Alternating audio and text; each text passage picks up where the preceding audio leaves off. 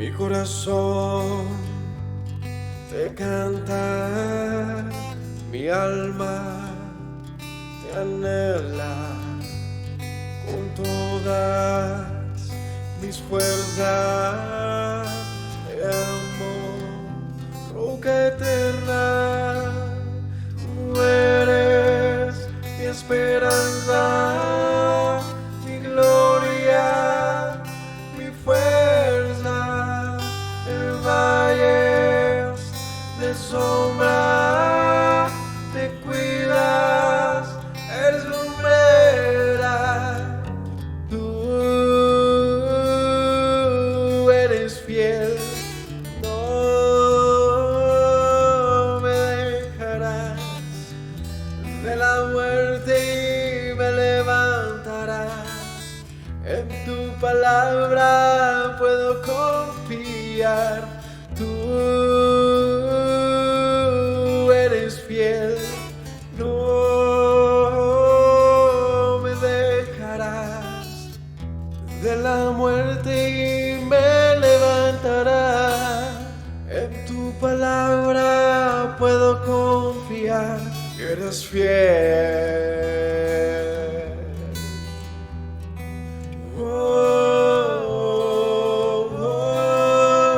Mi corazón te canta, mi alma te anhela con todas mis fuerzas. Te amo, roca eterna. Tú eres mi esperanza, mi gloria, mi fuerza. En valles de sombra te cuidas, eres lumbrera. Tú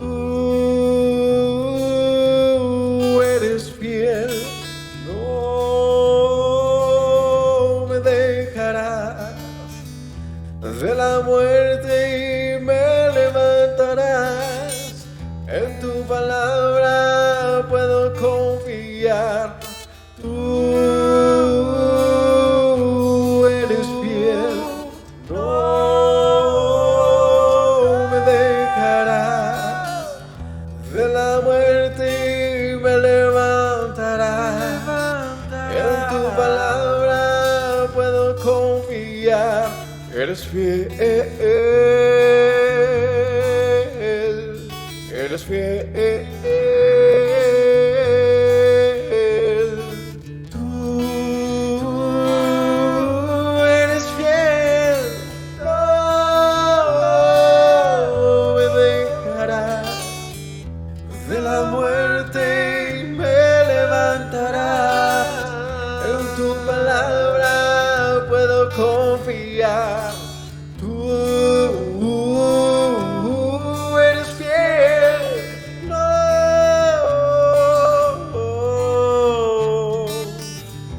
De la muerte y me levantarás. En tu palabra puedo confiar. Tú no.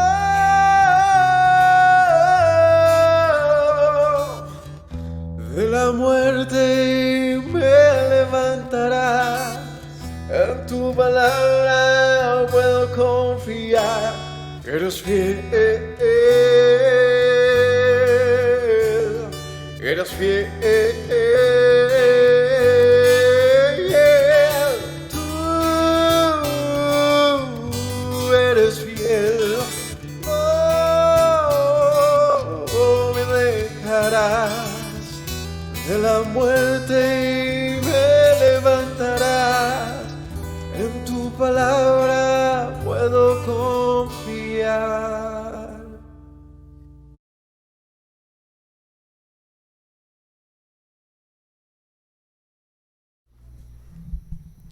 Shabbat Shalom para todos mis hermanos, Yahweh los bendiga, bienvenidos a un estudio más de las Sagradas Escrituras, a un inicio más de Shabbat.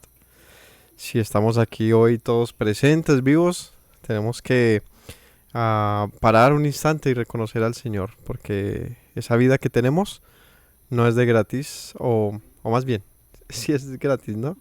Pero digo que ninguno de nosotros la ha comprado y ninguno podría pagarla tampoco. Así que más bien en gratitud sirvamos al Altísimo y reconozcámosle por la vida que nos ha brindado y que nos permite tener para reconocerle en este día de reposo. Continuando con el libro de Segunda de Samuel, veremos un tema muy muy importante, y es el pacto del Señor con David. Un tema que es muy importante en lo transversal de las escrituras, porque enfatiza de una manera muy importante por primera vez, digamos de una manera directa, acerca de un Mesías, acerca de un príncipe que se levantaría en lo postrero para gobernar bajo el linaje de David. Así que veremos hoy de qué trata todo esto. Les invitamos a que nos acompañen con el estudio de hoy. También veremos cómo el arca es regresada o no regresada, se lleva hasta Jerusalén y es movida después de muchos años. Más o menos unos 20 años estuvo en la casa de Abinadab. Así que veamos qué cuenta la historia de hoy, que el Señor nos dé sabiduría a todos. Vamos a orar. Padre bueno, te doy gracias en esta noche por la oportunidad que nos das, el privilegio de poder escudriñar las escrituras, Señor, de compartirlas, de tener a nuestro alcance este conocimiento sagrado, Padre.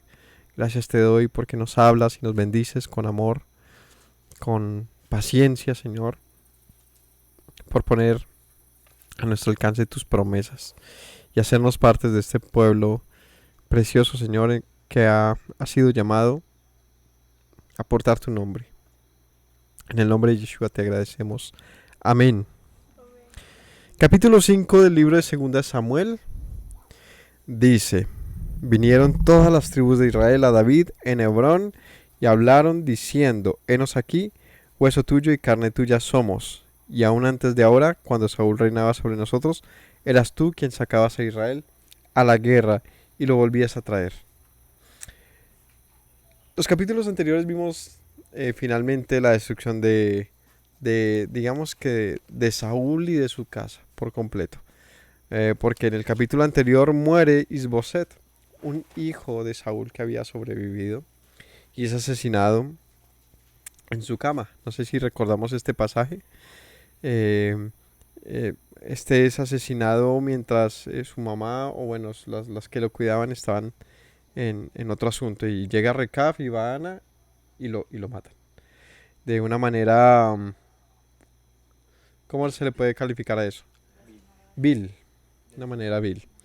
Y muere de esta manera, intentando ellos destruir los enemigos de David. Van y le dicen a David: bueno, matamos al que quedaba de los descendientes de Saúl, ya no tienes más enemigos. Y David lo que hace es decirles a estos: y ustedes, como si yo no tuve compasión de un mensajero que me dijo que había matado a Saúl por su petición, pero me lo confesó y yo no pude soportarlo porque había matado al ungido del Señor, y vieron las consecuencias, que fue lo mató. ¿Qué pensaban que pasaría al matar al hijo de Saúl, al mismo ungido, ¿no? Pero a su hijo siendo inocente en su cama? Entonces este también manda a matar a estos, demostrando así que era un rey justo, es decir, que estaba dispuesto a mantenerse en rectitud en lo que la justicia reclama, sin torcerse no sé, queriendo complacer a unos u otros, o dejándose comprar por lo que estos pretendían. Seguramente era mostrarle a David que ellos estaban ahí para servirle, pero no de esa manera. Así no debía ser, porque de los que debía rodearse David era de hombres justos, que sepan diferenciar la justicia, la piedad, la misericordia de otras cosas, ¿no? De quien merezca la muerte, o de en quien haya venganza. Así termina el capítulo anterior, y en este capítulo por eso arranca diciendo que llegaron los jefes de las tribus, ¿no? Vienen de todo Israel a reconocer a David y le dicen, David, y aquí que somos tus hermanos, carne de tu carne, y te reconocemos como nuestro rey, porque desde antes que muriese Saúl, tú eres quien nos llevabas y nos traías de las guerras. Es decir, tú eras el comandante mayor, ¿no? ¿Cómo es que le llaman al presidente de Colombia? ¿Él es el qué? ¿El comandante mayor? ¿Cómo es que se le llama al presidente? Él es el comandante superior, alguna cosa así se llama. No, pero aquí en Colombia le dicen comandante no sé qué, que es el máximo de las fuerzas militares. Pues en esta época los comandantes principales pues se demostraban, o reyes incluso, se demostraban en que ellos iban también a la guerra y ellos eran los que vencían en guerra. Así que ellos dicen, pues tú David eres nuestro hermano. Te reconocemos, somos tu pueblo, somos parte de tu pueblo, somos como tú. Así que venos aquí. Es la primera vez entonces que se reconoce a un rey fuera pues de Saúl, porque es la segunda vez que hay un rey. Pero aquí es interesante ver que es que David no era hijo de Saúl. Comandante supremo se llama. Eh, Isboset, que es el que muere, junto con los otros hijos de Saúl, son los que heredarían este reinado. Pero también pensamos en que habría otra opción de reinado y es de los descendientes de la tribu de Benjamín, porque de ahí era Saúl. Pero David era de la tribu de Judá y, y pues no tenía nada realmente que ver con Saúl, ¿no? Exceptuando que había emparentado con su hija. Así que el reconocimiento del pueblo era muy importante, porque si el pueblo no lo hubiese querido reconocer como rey, pues ahí le habría tocado a David reclamar el reino y pues ver si uno contra todo el pueblo ganara algo, ¿no? Es muy difícil. Pero vean lo que dicen estos. El versículo 2. Tú apacentarás, además dijo Yahweh, te lo ha dicho a ti, le dice el pueblo. Tú apacentarás a mi pueblo Israel y tú serás príncipe sobre Israel. Así que dicen ellos, te reconocemos, ¿no? Eres el comandante supremo. Vinieron pues todos los ancianos de Israel al rey en Hebrón, y el rey David hizo pacto con ellos en Hebrón delante de Yahweh. Ungieron a David por rey sobre Israel, y era David de 30 años cuando comenzó a reinar. Reinó 40 años. En Hebrón reinó sobre Judá 7 años y 6 meses, y en Jerusalén reinó 33 años sobre todo Israel y Judá. Es decir, David terminaría su reinado, o de esta manera podemos concluir que David murió a los 70 años. Murió joven. Reinó 40 años, de los cuales 7 estuvo en Hebrón, que es ahí en la zona de Judá, y 33 años reinó sobre todo Israel. Es aquí por eso que ellos llegan hasta Hebrón y le dicen, bueno, reina sobre todos, ¿no? Reina sobre todos. Entonces ese proceso tomó 7 años. Terminó reinando sobre todo Israel y Judá, bajo petición del mismo pueblo y bajo reconocimiento del pueblo. Es decir, él no tuvo que reclamar el gobierno. El pueblo le dice, sabemos que el Señor te ha dicho que tú apacentarías al pueblo y serías príncipe sobre Israel. El concepto de apacentar a un pueblo más que nunca nace con los relatos de David. El concepto del pastor. Y aquí, más que en el resto de las historias, se puede haber mencionado asuntos como quizás apacentar o pastor o algo así, pero la verdad es que hasta este momento nace lo que sería el concepto del pastor de Israel. Algo que es natural para el contexto bíblico, y es que era un oficio, de tal manera que un hombre liderando, pues cuidaba, protegía, guiaba a las ovejas, ¿no? Un hombre con una gran responsabilidad, un hombre que tenía el deber de sustentar a un ganado completo. Así que este concepto, que era muy común, pues se utiliza como una metáfora de lo que es un rey. En ese orden de ideas, el concepto de pastor es completamente aplicable a lo que es un rey. Veamos esto porque a lo largo de la escritura, el concepto de pastor va a ser tan importante que este mismo título se le asigna al Mesías, el pastor de Israel. Y Yeshua, cuando viene, él mismo dice de sí mismo: yo soy el pastor de las ovejas.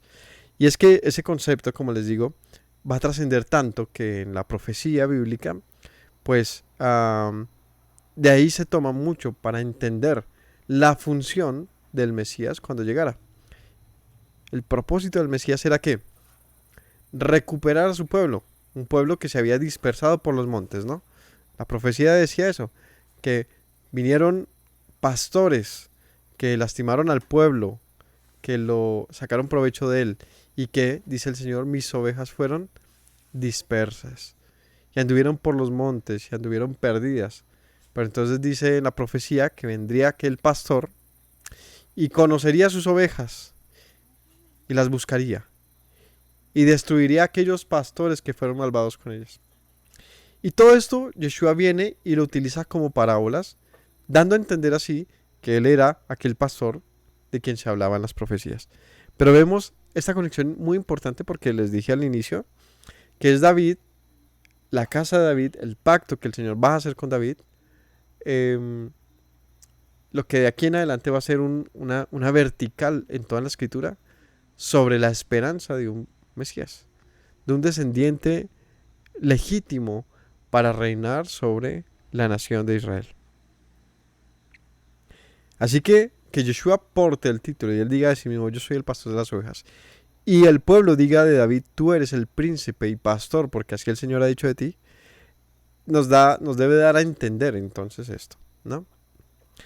Este concepto de pastor, luego con el tiempo, hasta el día de hoy, digamos, que se transformó en su concepto y se convirtió en un título más religioso, muchas veces fuera del lugar de lo que es un pastor. ¿Qué es un pastor entonces? Cuando dice la escritura que Yeshua mismo designó profetas, pastores, maestros, profetas y evangelistas, ¿no? Entonces, otra vez: profetas, apóstoles, perdón, apóstol, maestro, profetas, pastores y enviados. ¿Cómo se llaman? Los evangelistas. Evangelistas. El pastor en esos ministerios que llaman, ¿qué propósito cumple? Esto que llaman los 5 ministerios y que se ha convertido solamente en un asunto de, pues digamos que tiene un propósito, ¿no?, con la congregación, pero muchas veces es solamente un título que buscan los hombres, que buscan como subir de nivel, y eso les da, pues dependiendo de la congregación, del sistema, les da una responsabilidad, les da también unos beneficios. Hay mil razones para todo esto, no quiero dar una opinión negativa, simplemente sé que esto funciona así. Pero realmente, ¿qué dijo Yeshua o qué quiere decir la escritura cuando dice que Yeshua, cuando se fue, cuando resucita, deja esto como una forma de servicio en medio de los que le seguían, ¿no? Los apóstoles, ¿qué hacen? Son enviados, tienen como propósito, si vemos lo que hicieron los apóstoles, ¿qué hacían ellos? Esparcir el evangelio de una manera con autoridad. Tenían el poder, digamos, o el mandato de Yeshua de ir y a abrir, digamos, congregaciones, ¿no? O más allá de abrir congregaciones es convocar a un pueblo al arrepentimiento y al mensaje de Yeshua. Mensaje que llevaban todos, claro, pero el apóstol era como ese enviado que iba donde no habían ido otros, ¿sí? Era como ese primer delegado, un mensajero, ¿no? El término hebreo para apóstol, todos lo conocen, un shaliach, que significa enviado. Eso significa. Un apóstol significa un enviado. Y de tal manera que él tenía una misión particular y era esparcir el evangelio. Luego vienen los maestros. Yo lo que quiero es que veamos si es que esto es algo nuevo con Yeshua o es algo, son conceptos que son comunes dentro del pueblo, ¿no? Un maestro. ¿Un maestro qué hace? El maestro tiene como propósito escudriñar las escrituras para transmitirlas.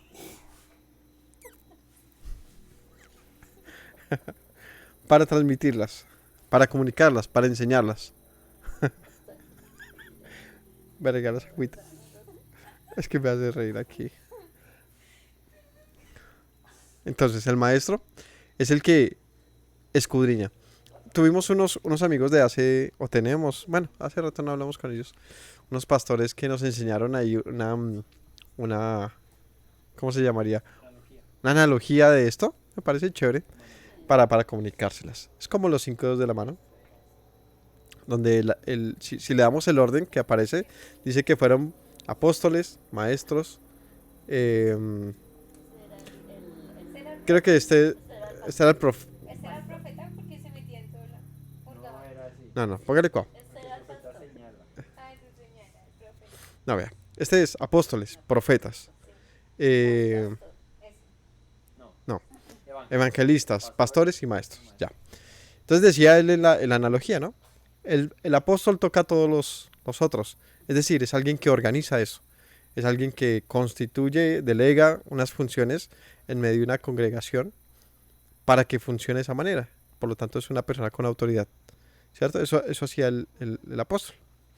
El profeta, decía, es el que señala, el que acusa, con el propósito de arrepentimiento, ¿no? Entonces, como todos los profetas, ¿qué hacían los profetas? Señalaba el pecado de la nación y advertía de las consecuencias. Luego viene el evangelista y decía, él es el dedo más largo, el que va más lejos, es el que tiene mayor alcance, ¿no? Ese es el evangelista, el que va lejos y lleva el evangelio, ¿no?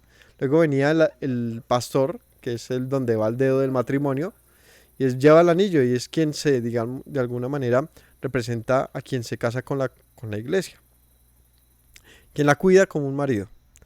Y el maestro es el más pequeño en el sentido de la mano, porque puede ir más profundo. Entonces, este dedo en cualquier orificio.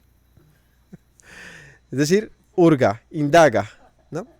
Eso son analogías. ¿Esto para qué sirve? ¿Para qué es eso? Para enseñar. Eso es lo que hace un maestro. Un maestro busca las maneras de enseñar, de hacer que algo se le grabe a la gente. Entonces, de esa manera lo vemos así como una enseñanza. Pero al punto al que voy es que eso que vemos como algo que Yeshua deja, la verdad es que eran conceptos muy comunes, conocidos, y que funcionaban en medio del pueblo. ¿Habían apóstoles enviados? Claro que sí. Hablemos de algún enviado anterior a los apóstoles. Isaías, Jeremías. Les pongo uno, Juan Bautista. Les envió mi mensajero. Dice la escritura, ¿no? Les envió mi mensajero. ¿Cierto? Que hacía Jonás en su momento fue un tipo de apóstol. Hizo una función de profeta, pero digamos que los apóstoles anuncian el evangelio de una manera así, reuniendo, organizando, ¿no?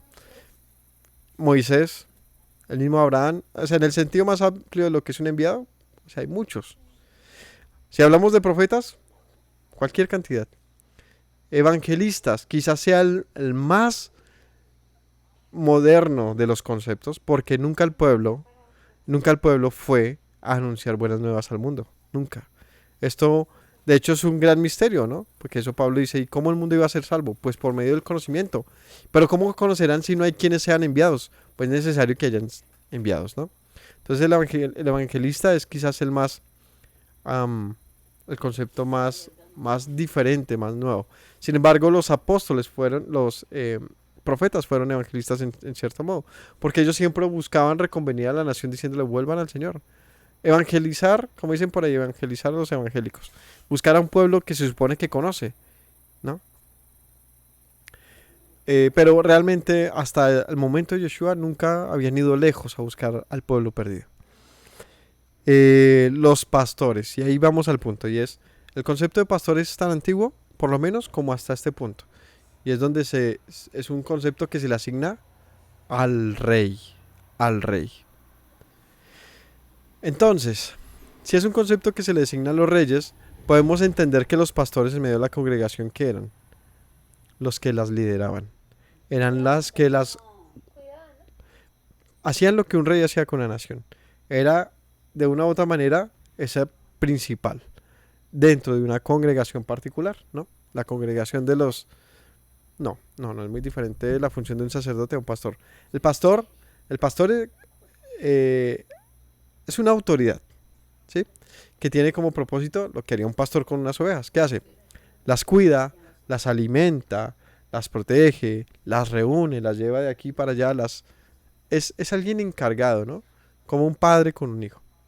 Es el propósito de un pastor, que como vemos, David había sido designado para eso, para proteger a la nación. Y dice, el pastor de Israel vendrá y también tendrá esta misión con el pueblo, y es reunirlo.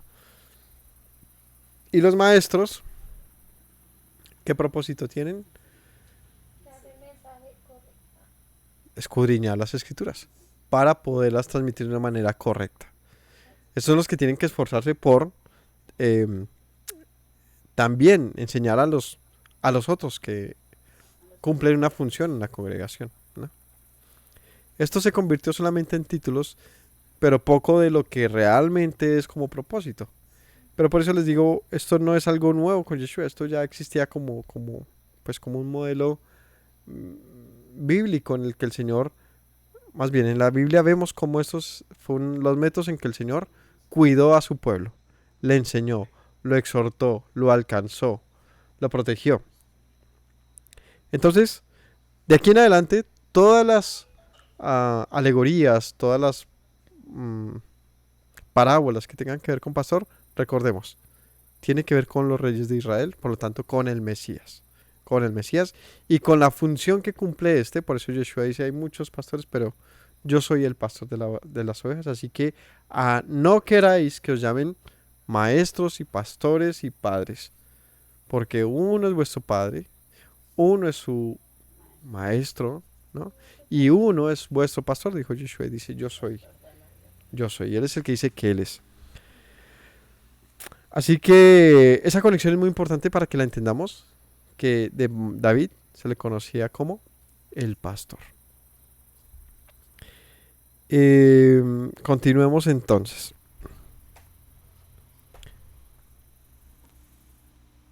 Versículo 6. Marcharon el rey con sus hombres a Jerusalén contra los jebuseos. Bueno, si lo reconocieron, ¿qué tenía que hacer ahora David? Ser proclamado rey, ¿cierto? Y tener un lugar donde morar y establecer su reino, ¿cierto? Saúl lo habría tenido en su lugar, que si no estoy mal fue por la zona de Galaad, pues debe ser por la zona donde era Benjamín, pero David vivía en Hebrón. Así que David sale para la tierra de Jerusalén, tierra que aún estaba ¿con quiénes? Con los jebuseos. No había sido del todo, digamos, conquistada, ¿no? Así que dice que salió a Jerusalén contra los jebuseos, que moraban en aquella tierra, los cuales hablaron a David diciendo, tú no entrarás acá, pues aún los ciegos y cojos te echarán. Queriendo decir que David no podría entrar acá. O sea, como quien dice, nadie te desea acá y aún los cojos y ciegos te echarán de acá. Lo que están diciendo ahí. David tomó la fortaleza de Sión, la cual es la ciudad de David. Y dijo David aquel día, todo el que hiera a los jebuseos, suba por el canal y hiera a los cojos y ciegos aborrecidos del alma de David. Por esto se dijo, ciego ni cojo entrará en la casa. Y David moró en la fortaleza, le puso por nombre la ciudad de David, y edificó alrededor desde Milo hasta hacia adentro. Y David iba adelantando y engrandeciéndose, y Yahweh, el Elohim de los ejércitos, estaba con él. ¿Por qué escogería David Jerusalén para poner allí una fortaleza? Porque Jerusalén era central. Porque es central. ¿Será que Jerusalén es central? En lugar alto. ¿Qué era David ante todo? Un guerrero. David conocía de estrategia. De hecho, ¿por qué Bogotá fue escogida como, hasta donde sé, fue el lugar que se escogió para establecerse como capital? Porque es muy difícil de tomar. Porque sería muy difícil. Imagínese cualquiera llegando desde la costa a llegar hasta la ciudad principal, atravesando en burro, en caballo, en las épocas anteriores, montañas, cordilleras. Era muy difícil tomarse una ciudad. Pero vea que el mundo en general tiene sus capitales cerca del mar, lo que hace que sea más fácil tomarse un país. En otras épocas que era, digamos, más inaccesible y todo era mucho más lento, una conquista a pie. Bogotá fue establecida de una manera sumamente estratégica, muy estratégica, y por eso está allá en la loma, a 2000 metros sobre el nivel del mar, en un lugar frío, lleno de montañas, 2600 metros a nivel del mar. Estrategia. ¿Por qué David se va y establece su reino sobre una montaña? Estrategia. ¿Listo? ¿Qué es mejor, establecer una ciudad sobre la montaña o bajo la montaña? Pensemos en diferentes cosas, ventajas y desventajas. A ver, yo veré. Sobre la montaña, ventajas, primero, ventajas. Mi mamá dice visibilidad. Tú ves al enemigo, ves al pueblo, buen punto. ¿Qué más? Ventajas. Ventajas. Desde la montaña tú tienes ventajas sobre el ataque, en el ataque. El enemigo llega Porque cansado. el enemigo va subiendo lentamente y tú puedes contra él atacarle, digamos, de una manera mucho, mucho, mucho más fácil. Otra ventaja que se les ocurre. Que puede haber un derrumbe y fácil matarlo. ¿No? ¿Cómo? Un derrumbe. ¿Qué más? ¿No? ¿Se le ocurre nada más? Desventajas. Que toca subir mucho. Que saca uno pierna subiendo. Desventajas del que vive en esa época, establecer una nación o un pueblo desde las montañas de arriba. ¿Qué desventajas tendría? Desventajas, cualquier desventaja. Entonces, llegar es más complicado, ¿no? Porque tienes que subir, te toca crear caminos y siempre toma más trabajo el comercio. No es lo mismo ir en un plano que siempre subía, ¿no? Y que subió y le dijo, ay, se me quedó la maleta baja por allá. Entonces, imagínese. ¿Qué otra desventaja? Hay una desventaja principal, pero vamos a ver si la encuentro. Dime. Fácil de sitiar también. Porque al estar visible para los enemigos también es fácil de pues, identificar el objetivo. Puede que no sea fácil tomarlo, pero sí es fácil pues ubicarlos. No están escondidos. No es un blanco como ¿y dónde estarán? ¿No? Pues no fácil, pero sí visible. Otra, otra desventaja. Otra desventaja, sí. Hay una muy, muy importante y es el agua. El agua. Porque lo que hay bajo la montaña principalmente es mucha más vida y biodiversidad. Hay ríos mucho más, digamos que frondosos, llenos. Por lo tanto, más animales, más comida. En la cima de una montaña y en un territorio como lo es la tierra de Israel, que es bastante árido, vivir en las montañas, pues en ese punto sí no tiene tanta ventaja. Lo que necesita que se construyan ¿qué? Fuentes de aguas, que se encuentren fuentes de aguas, se saquen alcantarillados. Es más complicado, ¿cierto? Entonces es más complicado desde esa óptica. Muchos recursos toca entonces el comercio, ¿cierto? Entonces todo eso es importante que lo pensemos y lo analicemos. Porque, ¿dónde se establece David? En Sión. Es que no le pegan a medio. No, mentira, sí le pegan, pero pues, bueno. En Sión, ¿dónde quedaba Sión? En Jerusalén. Eso es lo que dice mi mamá, en Jerusalén. ¿En qué parte de Jerusalén? Al sur de Jerusalén. ¿Listo? Porque Jerusalén hace parte de qué? De una serie de montañas, ¿verdad? Que atraviesan Israel. No son muy altas, la verdad, pero sí es una cordillera, es un cúmulo que se hace hacia el norte, donde Sión es la parte sur, ¿sí? Es decir, es donde empiezan a hacer la montaña y esta va atravesando hasta el norte de Jerusalén.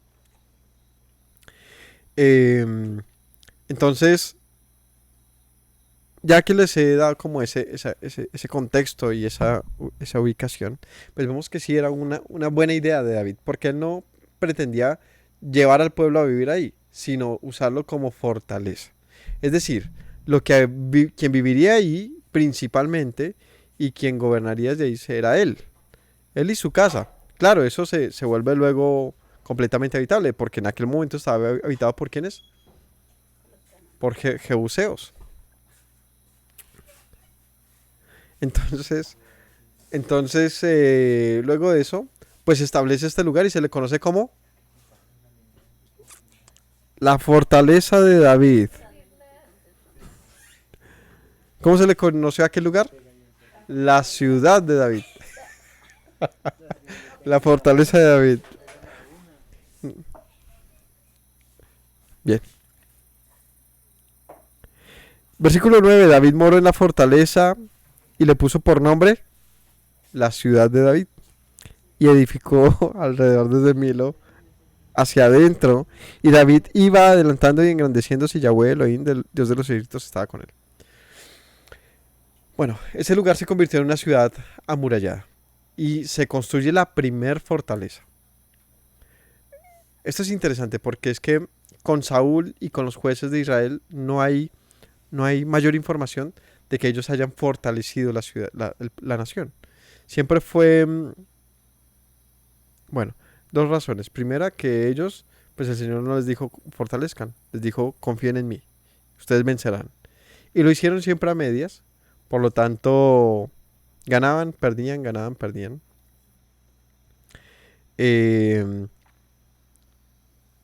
Finalmente el Señor, vemos con Saúl que dice, pues, como que vaya como les tenga que ir, porque Saúl había desviado, ¿no? Y se había corrompido. Y el pueblo había pedido rey. O sea, el pueblo que fue el que dijo, pues ya no más jueces, queremos a alguien que nos gobierne como las demás naciones tienen. El Señor les puso rey. Y aquí viene David. Y David, como buen guerrero, este sí pensó de una manera mucho más estratégica. Pero hay algo muy interesante con David, que David, aunque pensaba como estratega y como guerrero, es decir, iba moviendo como un ajedrez, iba jugando, iba armando lo que necesitaba, también siempre lo hacía confiando en el Señor y preguntándole cada asunto. Porque eso es lo que vamos a ver más adelante. Así que él construye lo que se conoce como la fortaleza de David hoy en día. Si tú vas a Jerusalén, la tierra de Israel, busca cualquier video, es muy bonito. Busca la fortaleza de David y es como se le conoce pues a lo que hoy en día se llama Tierra Santa. Y es allí donde se levantará la casa de David, el templo de Jerusalén y lo que hoy en día es la cúpula, ¿no? Ay, se me olvidó el nombre. La mezquita de Umán, el Domo de la Roca, en la tierra de Jerusalén. También Hiram, versículo 11, rey de Tiro, envió embajadores a David, madera de cedro y carpinteros. ¿Cómo es la canción? Mandó carpinteros y canteros para los muros, los cuales edificaron la casa de David. ¿Quién era Hiram? Irán era rey de Tiro. Rey de Tiro. Aquí viene algo muy interesante, que esto nosotros ya lo habíamos estudiado, así que yo espero, o sea, lo estudiamos hace que como 2 años, 3 años. Así que yo espero tengan todo muy claro. ¿Qué particular tiene que el rey de Tiro envíe estos embajadores a David, ¿no? Y para edificar la casa? Dice el 12, entendió David que Yahweh le había confirmado por rey sobre Israel y que había engrandecido su reino por amor de su pueblo Israel. ¿Qué tiene de particular el rey de Tiro? ¿Dónde queda Tiro? En la región de arriba, en la costa. Todas las costas. Al noroccidente de Israel, ¿sí? Junto al Mediterráneo. era un puerto, una zona portuaria, conocida como Tiro y Sidón. Los sidonios, los de Tiro, lo que actualmente es el Líbano, lo que es el Líbano actualmente. Una zona muy muy importante que en aquella época era conocido como los fenicios, los cananeos, los Ben Canani, los hijos de los cananeos, era el nombre de estos. Y aquí es donde les digo, pues si no lo habían notado, pues David hace una alianza con los cananeos. Es al punto al que quiero llegar. Hiram, rey de Tiro, era parte de la tierra prometida. Era parte de la tierra prometida y no se había conquistado ese lugar. Hasta allá no llegó, digamos, que el brazo o el alcance de las tribus. Ellas se acomodaron, ¿cierto? Se relajaron. Pues aquí vemos que David hasta ahora estaba tomando Jerusalén. Y vemos que cada uno de ellos peleaban con los filisteos, pues estaban ahí en una medio conquista. Pero ¿qué pasa con el rey de Tiro? Que el rey de Tiro no pelea con David. Ni lo tiene como enemigo. Al contrario. ¿Qué hace el rey de Tiro? Lo bendice. El rey de Tiro tiene una actitud completamente diferente a todos los reyes de la tierra de Canaán. Vemos desde Samuel que ¿qué hicieron? Robaron el arca. O sea, siempre fue una actitud completamente hostil, y es entendible porque la nación llegó a tomar la tierra. Pero el rey de Tiro, Hiram, fue el único que tuvo una actitud muy diferente, y este dijo a los israelitas: con cuidado, y es mejor hacer una alianza con ellos. Así que lo que hace el rey de Tiro es reconocer a David como rey y hacer una alianza con él, diciéndole: mira, todo lo que hay en mi tierra, tómalo, construye el templo a tu Dios. Una actitud muy diferente. Por lo tanto, nos lleva a pensar, o nos debería hacer pensar, sobre la legalidad, si es el término que podemos darle, de esta alianza. ¿Ustedes qué piensan de esta alianza? Apenas de lo que hemos leído, que son 3 cositas, porque no hemos desarrollado el tema de qué pasa entre David y Hiram. Solamente les adelanto que el material para la construcción del templo, la mayor parte del material, fue enviado desde el Líbano por Hiram, por esa alianza. Fue enviado por el Mediterráneo en barco, bajando hacia el sur, y luego desde eso, ¿qué sería? Eso es como Gaza, eso es como Gaza actualmente, más o menos por esa zona. Ya las recibieron ahí todos los materiales y se llevaron hasta Jerusalén. Peguen ahí de pronto una miradita al mapa, a ver qué queda ahí, no me acuerdo. Ahí está, Bueno, el caso es que hay una alianza importante entre Hiram y David, que aquí apenas se menciona. En Primera de Crónicas, pues ya se hace mayor énfasis sobre eso. Pero ¿qué dice David cuando ve esta actitud de un enemigo suyo? Reconoce que el Señor le había confirmado como rey. ¿Por qué? ¿Cuál queda ahí, compa? Sí, ¿no? Y como puerto, el de Jope, se llama la tribu de Dan. La tribu de Dan, pero es arriba, ¿no? No, Dan está aquí a ras de Jerusalén. ¿Sí? Ah, no lo tenía presente. Está Tiro está a Ser. está al occidente de Jerusalén. En Tiro, la tribu era Ser. Bueno, el caso es que la bajaban hacia el sur y ahí las tribus entre ellos los llevaban hasta Jerusalén. ¿Por qué David reconoce que esta actitud de Hiram, un cananeo, con él, sería una confirmación de que el Señor le había puesto por rey? ¿Por qué? No, porque el rey de Tiro no se rinde, digamos, delante de David. Él lo que hace es una alianza comercial, de amistad y de mucha generosidad, porque cuando leemos la historia de lo que hace, el rey de Tiro fue sumamente generoso con Salomón, y le dice: por amor a tu padre y para que le construyan el templo a su Dios, aquí está toda la exposición de mi reino para ustedes. En otras palabras, es la actitud de Hiram, de rey de Tiro, un tipo muy inteligente, pero que nos hace pensar, quizás Hiram también tenía temor de Yahweh, porque tiene una actitud parecida a la de ¿quién? Recordemos a una chica también, a Rahab. Rahab dijo, pues no me maten, yo le temo a su Dios. Si ustedes son los que salen de Egipto así, pues llévenme con ustedes. Y ella es contada entre el linaje de Yeshua, por si no lo sabían. Ella es una matriarca en ese orden de ideas por allá arriba, una cananea. Entonces, el punto no es que estaban obligados a destruir a los cananeos, sino a la impiedad de los cananeos, y es muy diferente. Porque entre los cananeos, como todo en la vida, también habían justos. Y eso lo podemos ver más adelante con Elías. No dice Yeshua, Yeshua mismo dice, no habían viudas en toda la tierra de Israel, y no fue enviado Elías, sino a la viuda de Sarepta de Sidón. ¿Dónde vivía ella? Aquí, donde el rey de Tiro, en Sidón. Y no habían hombres leprosos en la tierra de Israel, y no fue enviado Eliseo a Naamán, un extranjero también. ¿De dónde él era? De Asiria. Entonces vemos que, como dice la escritura, el Señor no hace acepción de personas. Y por eso permite una alianza entre David e Hiram. Y por eso Hiram no lleva al juicio del Señor. No hay. ¿Cuándo llega el juicio del Señor sobre Tiro? Isaías. Y viene la gran profecía del rey de Tiro. ¿Qué dice? ¿No eras hermosa entre todas las piedras del Edén? Te hiciste grande y te hiciste llena de esplendor y te creíste ser igual a Dios. Y toda esa historia es sobre estos mismos, que no aprovecharon su buen momento de bendición. ¿Por qué el Señor bendijo a Hiram? Porque él temió a David y a su Dios.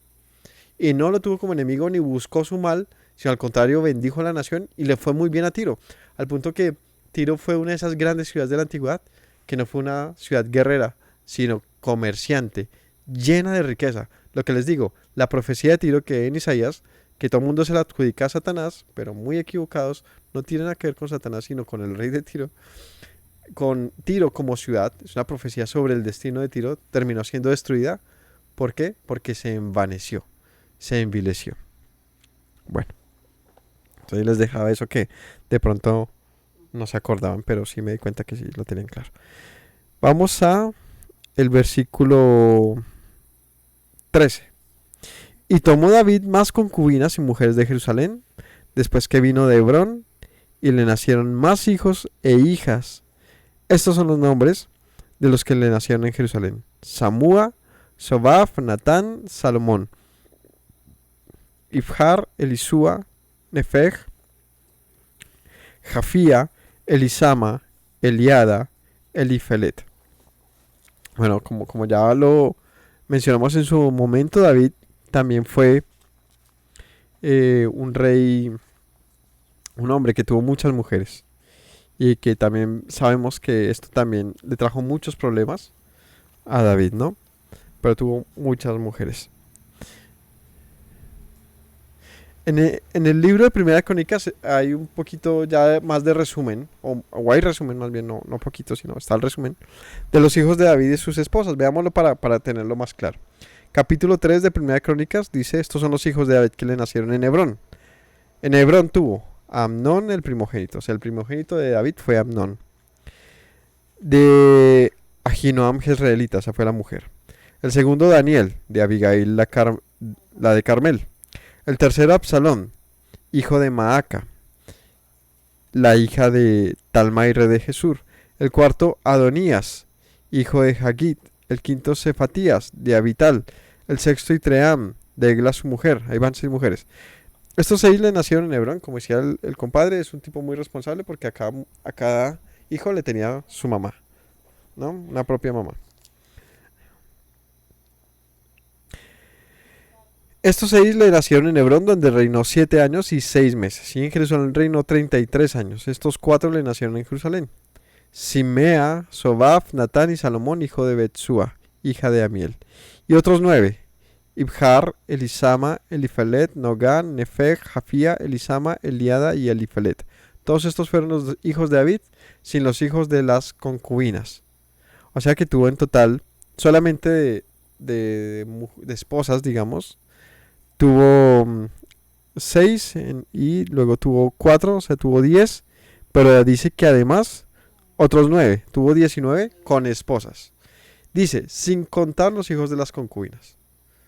O sea, era un hombre de muchas esposas, tenía un gran harem y muchos hijos, ¿no? Eh, Algo que le costó carísimo y como sabemos, este fue un pecado. ¿Se puede contar como pecado el haber tenido muchas mujeres? Dice la escritura que el rey, cuando haya rey en Israel, no tenga muchas mujeres, porque éstas le harán desviar su corazón.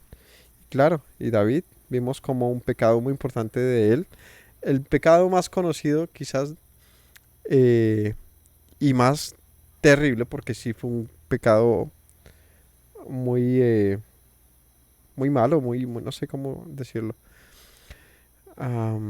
sobre una mujer y su esposo, ¿no? Bueno,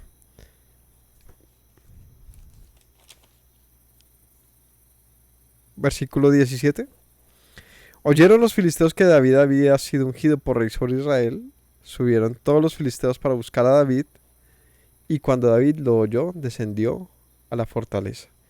Y vinieron los filisteos y se extendió por el valle de Refaim. Entonces consultó David a Yahweh diciendo, ¿iré contra los filisteos?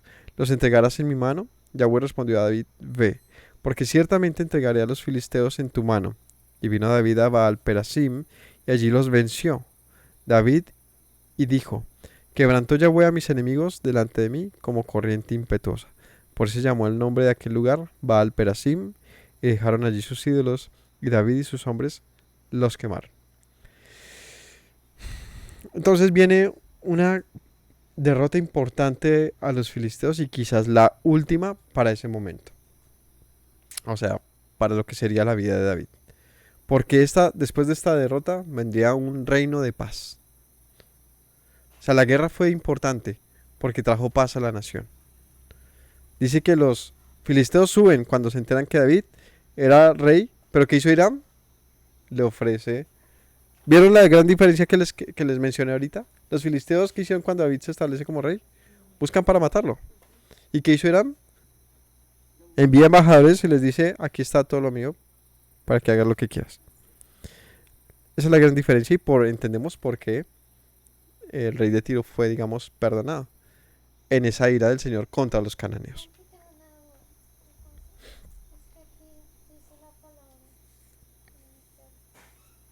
Cuando Sebarín 7 dice, cuando el Eterno te los haya introducido en la tierra en la cual entrarás para tomarla y haya sentado delante de ti a muchas naciones, al Eteo, al Jereseo, al Amorreo, al Cananeo, al Fereceo, al Ebeo y al Jebuseo, 7 naciones mayores más poderosas que tú. Y el Eterno tu Elohim las haya entregado delante de ti, las haya derrotado, las destruirás del todo. No harás con ellas alianza ni tendrás de ellas misericordia. No empatarás con ellas, no darás tu hija a su hijo ni tomarás a su hija para tu hijo, porque desviará a tu hijo en pos de mí, y servirán a dioses ajenos. El furor del Eterno se encenderá sobre vosotros y te destruirá pronto. Mas así habéis de hacer con ellos, sus altares destruirás y quebraréis sus estatuas y destruiréis sus imágenes de acera, quemaréis sus esculturas en el fuego. Listo. Dice que no hagan alianza con ellos, ¿cierto? Que quizás es lo que usted me dice. ¿Hasta cuándo iría eso? Totalmente. ¿Hasta cuándo iría eso? Cuando les entregue la tierra. Listo. ¿Cuánto tiempo ha pasado de que entregó la tierra? Bastante, pero no sé. Es importante esa pregunta porque nos haría pensar, si no se ve de esa manera, que todavía hoy en día debería ser despojada porque ahí está escrito. De tal manera que eso es principalmente es cuando ellos llegaban a la tierra y tenían que tomarla. Pero dice la escritura que ellos no la tomaron. Así que si la intención es que lleguen y hagan una instrucción y no la hacen, sino que se duermen y deciden quedarse como están, pues la pregunta es hasta cuándo iría esa instrucción. Eso es primera cosa. Segundo, ellos sí hacen una alianza con los gabaonitas, ¿se acuerdan? Que la hacen al principio, que es de lo que dice, ay, ¿cómo así que ustedes eran gabaonitas? Y ellos dijeron, sí, tuvimos miedo y por eso nos hicimos pasar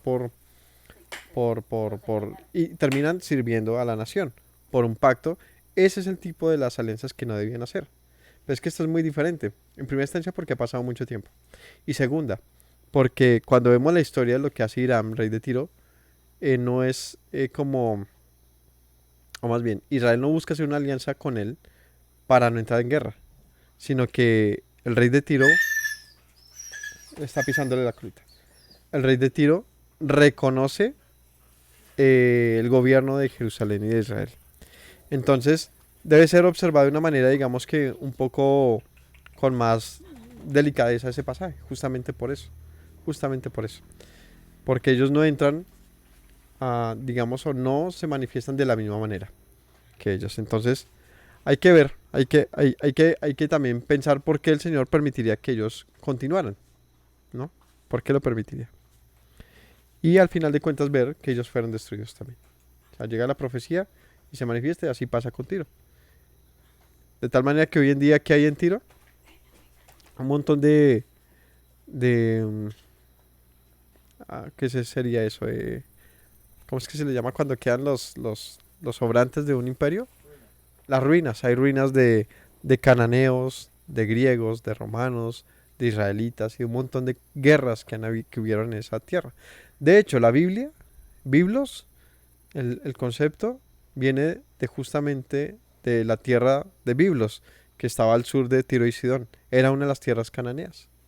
O sea, es que hacen parte de la historia de Israel, pues eran sus vecinos, pero ellos no tuvieron parte en lo que sí los filisteos, amorreos y bueno, muchos quisieron fue simplemente cazar una guerra contra Israel y no ceder. Entonces hay que, digamos que verlo de una manera un poco más objetiva y pensar el por qué el Señor habría permitido que estos se mantuvieran. De hecho, dice el Señor que no destruyó del todo a sus enemigos para siempre tener como agarrado a Israel, ¿se acuerdan? Para tenerlo ahí como tranquilito, domado.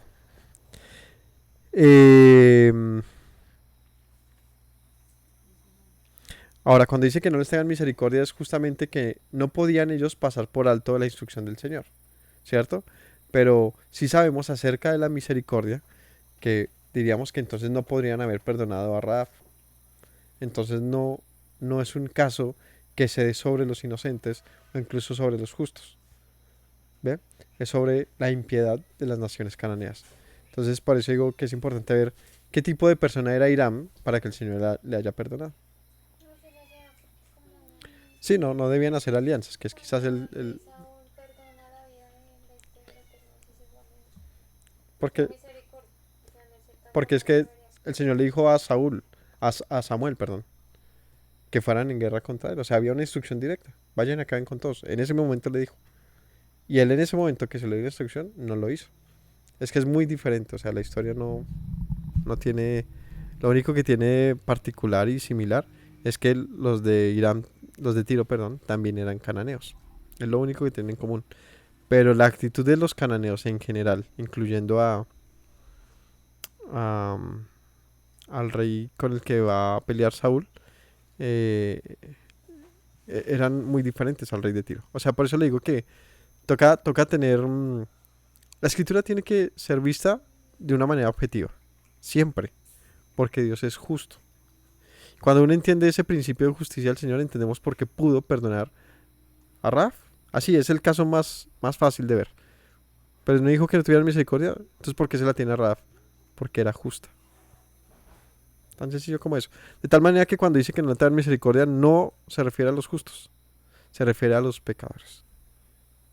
Si eran parte de ese global de perversos, que es como lo califica el Señor, debían ser arraigados a toda costa. Pero por eso le digo, es que la escritura no nos da mayor información de quién era Hiram. Lo que sí se sabe es que Hiram, cuando se habla de la construcción del templo, Hiram fue muy diferente y se mostró siempre como un amigo y como alguien que amaba a David y como alguien que amaba al Dios de David.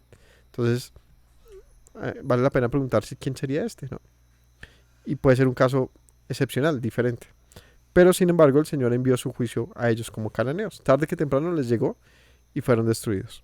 Entonces, no sé, igual es complicado, pero sí me parece que también es fácil de encontrar una razón, ¿sí? Que la pueda ayudar a entender. Bueno, simplemente quizás el Señor está enviando su juicio para más adelante.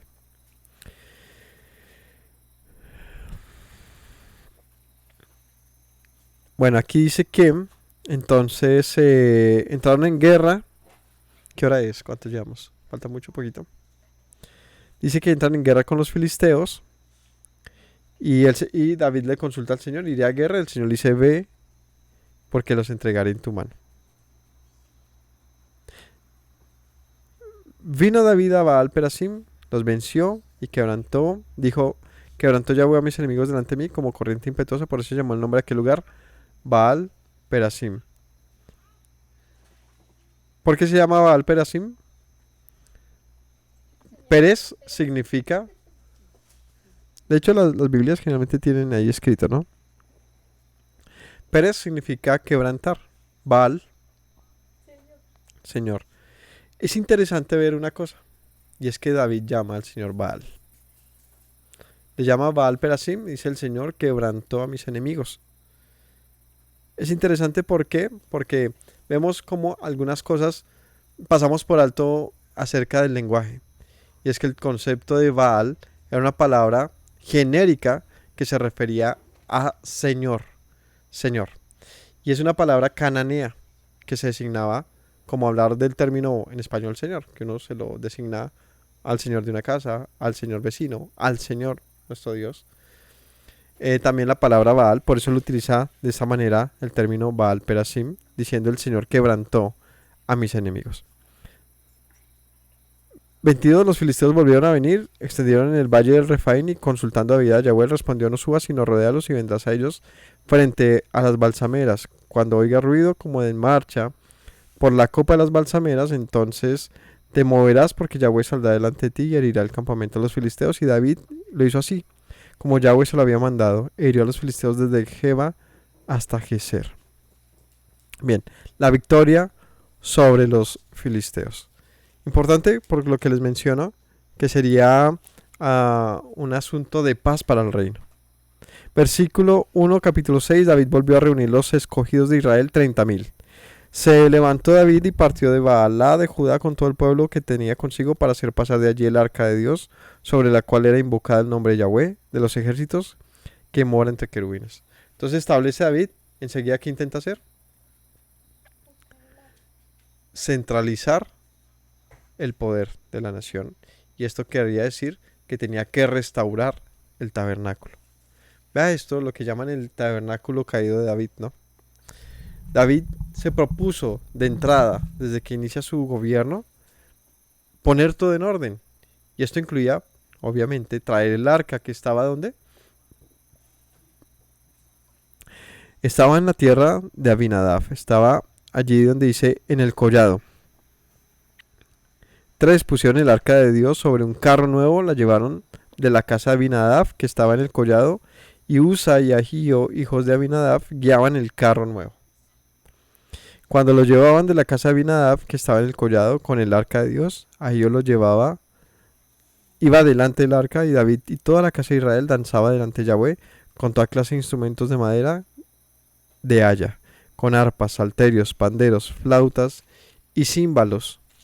Cuando llegaron a la era de Nacón, Usa extendió su mano al arca de Dios y lo sostuvo porque los bueyes tropezaban. Y el furor de Yahweh se encendió contra Usa y lo hirió allí Elohim por aquella temeridad y cayó allí muerto junto al arca de Elohim. Bueno, seguramente estos eran levitas, ¿no? Porque eran los que se habían quedado el custodio del arca durante todo ese tiempo. O sea, por lo menos, como les mencioné, más o menos unos 20 años estuvo allí el arca, fuera del resto del instrumentario del tabernáculo. ¿Y por qué se quedó allá? Bueno, la historia de Samuel que les mencioné hace un rato, donde los enemigos, los filisteos, capturan el arca, se la llevan por allá a sus templos, la presencia del Señor hace estragos en sus tierras y estas la devuelven. Pero el arca no llega a ningún destino particular, sino se queda allí en medio de las tribus y le construyen un arca, una protección especial y la dejan ahí quieta porque era un objeto muy peligroso. Así que Saúl no estaba listo para lo que se venía, ni Samuel, nadie se atrevió a hacer nada, simplemente se convirtió en un objeto sagrado ahí en medio de una tierra de Abinadab. Pero cuando llega David por el arca, pues yo creo que este se graba un momento muy histórico porque era parte de la identidad del pueblo y de la historia de la nación. El arca representaba la presencia del Señor en medio de la nación cuando ellos salieron de la tierra de Egipto. Representaba su pasado realmente, diciendo, sí, así el Señor estuvo con nosotros. Así que el arca era una señal de la presencia del Señor en medio de su pueblo. David la necesitaba a su lado, naturalmente. Y como nadie más, David le dio valor a esa arca. Porque si vemos a Saúl, le dio igual que estuviera uno el arca. Pues aparentemente, ¿no? Porque no vemos ninguna intención de hacer algo en torno a ellos. Simplemente eran como que les faltaba visión, ¿no? Perspectiva de las cosas, como intención. David sí sabía lo que tenía que hacer. Iba por ella, dice que la nación estaba feliz. 30,000 personas van por el arca, danzando, felices. Era un momento muy importante, había paz, era la oportunidad de hacer algo como esto. Antes no se podía porque siempre la nación estaba en guerra. Pero era la oportunidad de construirse, de reconstruirse como pueblo. Pero uno dice que las llevaron en un carro, ¿cierto? Con bueyes. Y el arca se iba como cayendo y Usa extendió la mano para evitar que se cayera. El pobre actuó pues por impulso normal, como quizás cualquiera hubiese hecho, y murió ipso facto. ¿Por qué? Respuesta rápida. Porque no llevaron el arca de acuerdo a la instrucción. Había una manera de portar el arca y tenía que atravesarse unas varas a través del arca, y una tribu y una casa de los levitas en particular tenía la instrucción de llevarla. Si hubiesen hecho las cosas de acuerdo a la Torá, pues seguramente no hubiese pasado nada. Pero lo que aquí evidenciamos es que el pueblo llevaba mucho rato lejos de la Torá. Simplemente esto se había convertido en una historia muy lejana. Y pues normal, ¿no? Si hablamos de que son ya décadas y una época de que no hay Biblias, lo único que es un gran analfabetismo, no hay copias de la ley, hay muy pocas, etcétera, pues es entendible que el pueblo fuese muy ignorante sobre estas cosas y que por lo tanto era necesario justamente restablecer el culto, restablecer a los sacerdotes. Todo lo que hace David, su proyección. Otra vez vemos a un tipo un gobernante. Alguien que decía, pues toca hacer esto mejor. Toca corregir esto, ¿no? ¿Dónde está el arca? Por allá, olvida dónde está el resto de cosas. Por ahí, en medio de la nada, no. Era necesario alguien, un dirigente, un hombre fiel, justo, que hiciera las cosas con intención. Y este hombre decía, pues tenemos que unificar y corregir y volver a la instrucción, ¿no? ¿Qué debía haber? Pues un sistema sacerdotal funcionando de una manera correcta, un lugar de adoración. O sea, tenía que poner en orden la casa. Así que murió allí, el Señor lo tomó, le tomó la vida. Dice en el 8, se entristeció David por haber herido Yahweh a Usa, y fue llamado a aquel lugar Pérez Usa hasta hoy. ¿Qué es Pérez Usa? El quebranto de Usa. Es el mismo término arriba, ¿no? Baal Perasim, el Señor quebranta, y aquí Pérez Usa, el quebranto de Usa. Temiendo David a Yahweh, aquel día dijo, ¿cómo ha de venir mi arca, a mí el arca de Yahweh? Él dijo, no, pues mejor dejémosla, si está aquí lejos de frontera por algo, ¿no? ¿Para qué me la llevo para donde yo estoy? Va y que me mata a mí también. De modo que David no quiso traer el arca para sí a la ciudad de David. La hizo llevar David a casa de Obed Edom Geteo. Y estuvo el arca de Yahweh en casa de Obed Edom Geteo 3 meses, y bendijo Yahweh a Obed Edom y a toda su casa. Entonces, También esto en Crónicas se menciona que el Señor había bendecido a Obed-Edom. ¿Y Obed-Edom qué era? Él era un levita. Este es mencionado en Crónicas, se habla del orden y de todo lo que tiene que ver con el templo y esto. Y cómo David y sus hijos hacen parte de esos que terminarían también sirviendo en el templo. El Señor bendice a Obed-Edom por prestar su lugar para tener el arca. 12. Fue dado aviso al rey David diciendo: Yahweh ha bendecido a la casa de Obed-Edom y todo lo que tiene, a causa del arca de Dios. Entonces David fue y llevó con alegría el arca de Dios de la casa de Obed-Edom a la ciudad de David. Y cuando los que llevaban el arca de Elohim, los que la llevaban, habían andado 6 pasos, él sacrificó un buey y un carnero engordado. David estaba muy feliz. No acaban de iniciar, bueno, vamos a llevarla ya, son no sé cuántos kilómetros. Y celebramos, ¿cierto? Y dieron 3 pasos y no, celebremos de una vez. Destápenlas de una vez, ¿no? Celebremos de una vez. Este estaba muy feliz. Porque hay algo que es evidente con David, que no se escribe de ningún otro rey. Que es evidente David, que amaba al Señor.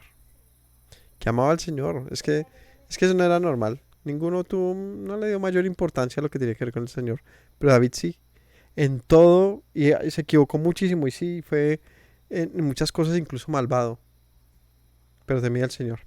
Y eso le permitió corregir su maldad. Le permitió ser perdonado, ¿no? Como dice la Escritura: bendito aquel cuyos pecados son perdonados. Y es que nos vemos todos. El que quiera tirarle piedras a David, pues hágalo. A usted también le van a caer. Porque es que no nos diferenciamos mucho de él. Sí, quizás nuestros pecados son diferentes. Pero lo que quizás sí no debe pasar, que seamos diferentes de él, es que él ame al Señor y nosotros no. Debemos aprender de la manera en que David amaba al Señor. Y él vivía lo que es su Elohim, su Dios, de una manera muy diferente al resto de lo que describe la Escritura. Él tenía su corazón en el Señor. Y era evidente en este tipo de cosas. Que saliera como un niño feliz, como un cervatillo danzando detrás de una procesión, llevando el arca del Señor, demostraba que él realmente necesitaba eso, lo amaba, lo esperaba, era algo particular, ¿no? Y para él lo era. No era simplemente un asunto de vayan bien vestidos, bien bonitos porque es el momento de culto, no. Él estaba fuera de sí, en el buen sentido, con toda su expresividad, con todas sus emociones a flor de piel, danzándole al Señor. Dice aquí: David danzaba con toda su fuerza delante de Yahweh, y estaba David vestido con un efod de lino. ¿Sí? Con toda su fuerza, él estaba remolineando, ¿no? Como dice la canción, estaba remolineando, estaba muy feliz. 15. Así David y toda la casa de Israel conducían el arca de Yahweh con júbilo y sonido de trompeta.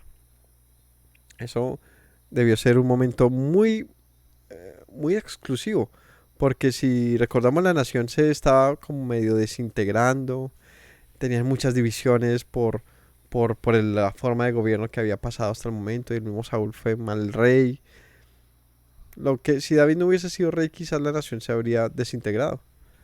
Pero David llega y le lleva al pueblo a ser otra vez una sola nación, a reconocerse como un pueblo que estuvo en el desierto, es decir, esta es la presencia del Señor que nos acompañó en el desierto.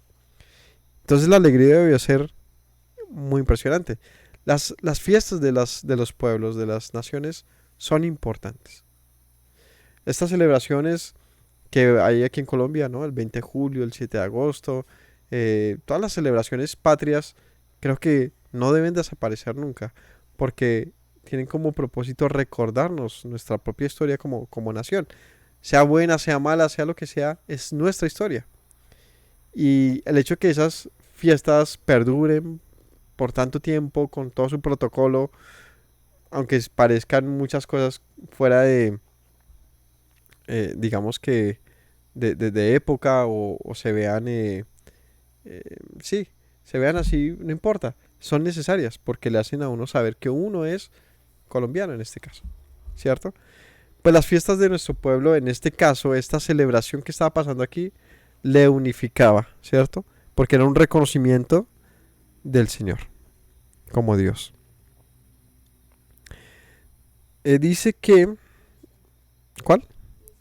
Cuando el arca de Yahweh en el 16 llegó a la ciudad de David, aconteció que Mical, hija de Saúl, miró desde una ventana y vio al rey David que saltaba y danzaba delante de Yahweh y le menospreció en su corazón.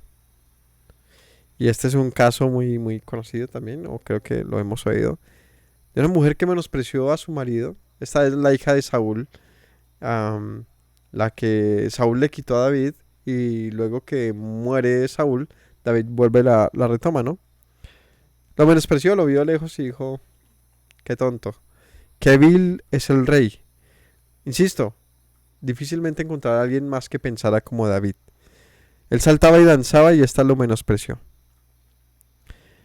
Metieron pues el arca de Yahweh y la pusieron en su lugar en medio de una tienda que David le había levantado, y sacrificó David holocaustos y ofrendas de paz delante de Yahweh.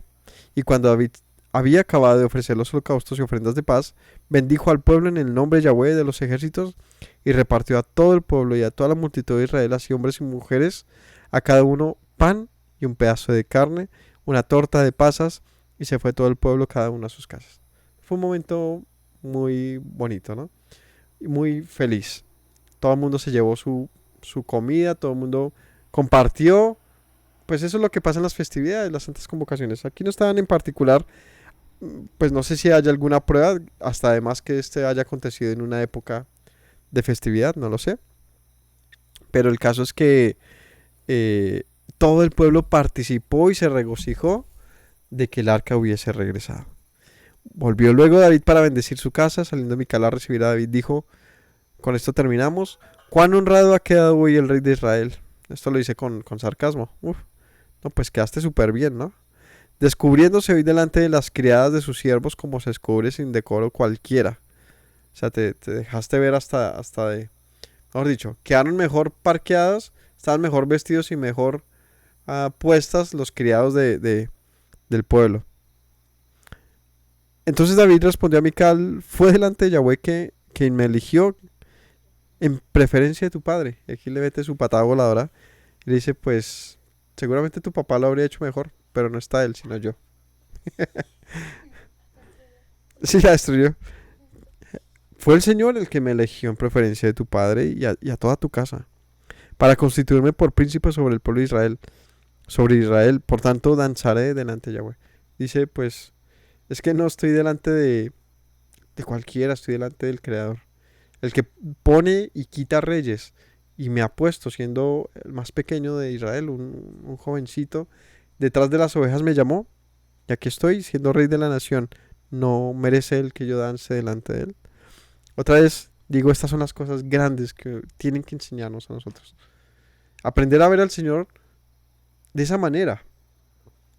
De una manera donde no se aprende este conocimiento, sino se reflexiona.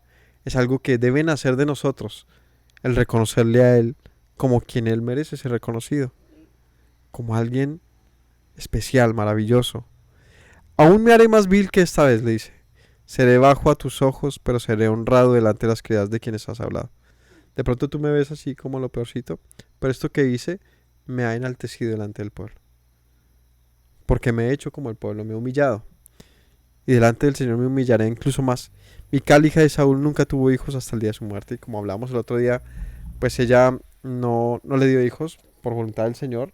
No solamente por este acontecimiento, sino porque el que David haya tenido un hijo con Mical, este sería descendiente de Saúl.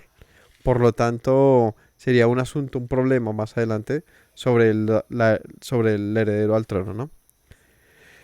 Así que mis hermanos, no doy el tiempo, es que yo pensaba ir incluso al capítulo 7, pero el próximo viernes continuaremos. Ahí sí ya se mete por completo con el pacto que hace el Señor con David después de este hecho, cuando David lleva el arca hasta Jerusalén y el Señor pues responde a un deseo del corazón de David.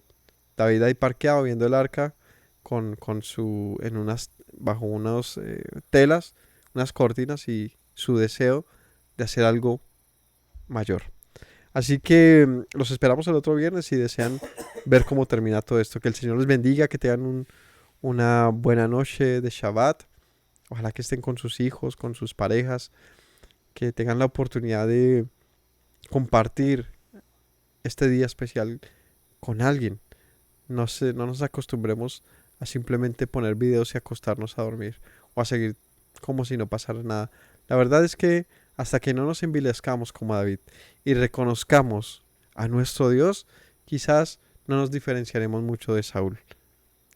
Reflexionemos sobre todo eso. Que el Señor les bendiga, que tengan una linda noche y nos vemos mañana para el tiempo de las parashá que enseñamos.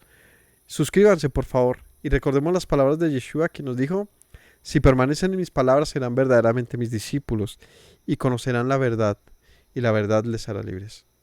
Bendición para todos. Shalom. Me presento nuevamente, mi Rey, mi buen Señor.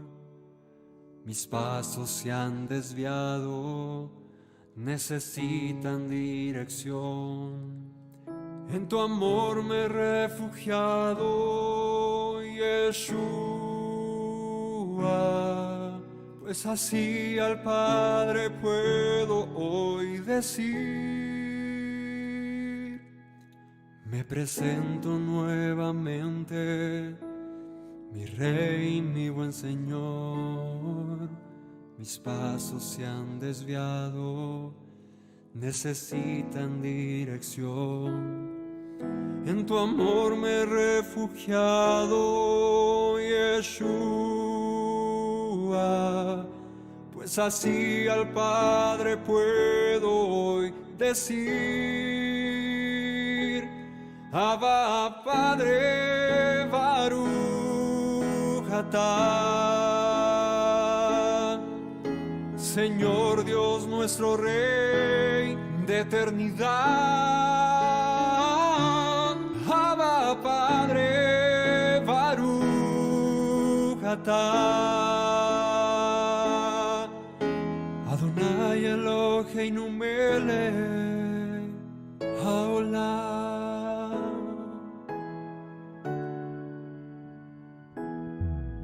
Me presento nuevamente, mi Rey, mi buen Señor. Mis pasos se han desviado, necesitan dirección. En tu amor me he refugiado, Yeshua, pues así al Padre puedo hoy decir. Me presento nuevamente, mi Rey, mi buen Señor. Mis pasos se han desviado, necesitan dirección. En tu amor me he refugiado, Yeshua, pues así al Padre puedo hoy decir: Abba, Padre, Baruch atah. Señor Dios nuestro Rey de eternidad. Abba, Padre, Baruch atah. Adonai Elohim